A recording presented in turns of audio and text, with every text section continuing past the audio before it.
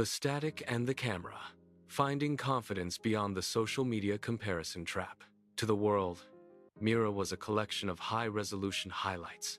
She moved through the buzzing hallways like a curator in a gallery, her phone always raised to capture the perfect angle. But the lens was a two-way mirror. Every time she posted, she spent the next hour scrolling through the lives of others, measuring her worth against their curated perfection. She was caught in a trap where her identity wasn't a person. It was a score, fluctuating with every like and comment.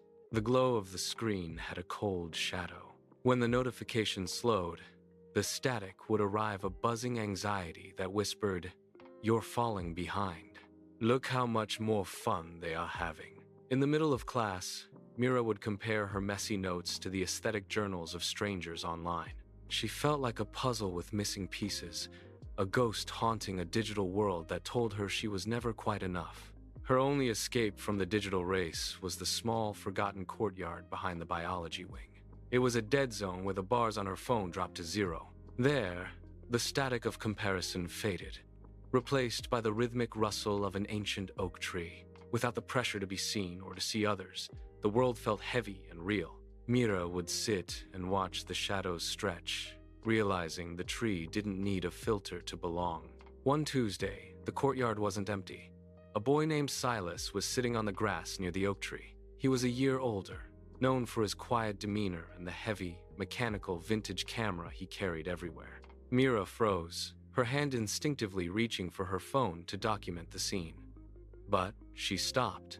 Silas wasn't performing for anyone. He was just there, existing outside the grid. Silas didn't look up with a judgmental glare. He was focused on the manual dial of his camera, clicking it into place with slow, deliberate movements. He seemed to possess a confidence that didn't require an audience. Mira took a tentative step forward, her phone forgotten in her pocket. She watched him frame a shot, wondering how he could be so content when there was no post button to validate his vision. "Don't you worry about what people will think of the photo?" Mira asked. The question felt raw, stripped of her usual online persona. She felt the heat rise to her cheeks, her fingers twitching for a screen to hide behind. Silas looked up, his eyes steady. He didn't laugh at her. He simply rested the camera on his knee and looked at her, truly seeing the person standing in front of him. "I won't know if it's good until I develop the film," Silas said, his voice steady. "That's the point.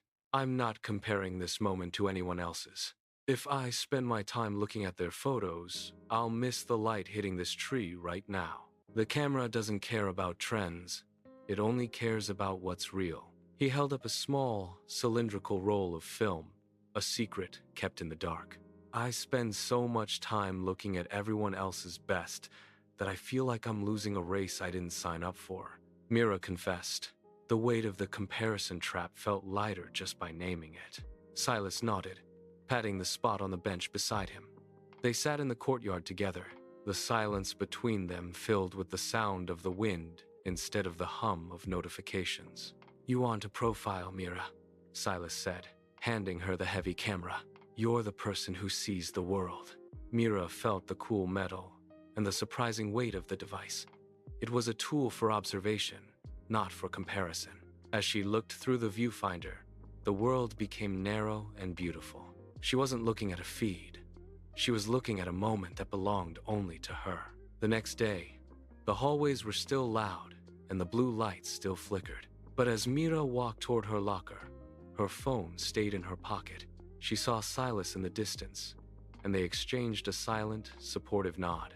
Mira took a deep breath, feeling the strength of her own private thoughts. She had stepped out of the trap. She wasn't just a collection of highlights. She was a girl in the sun, finally comfortable in her own skin.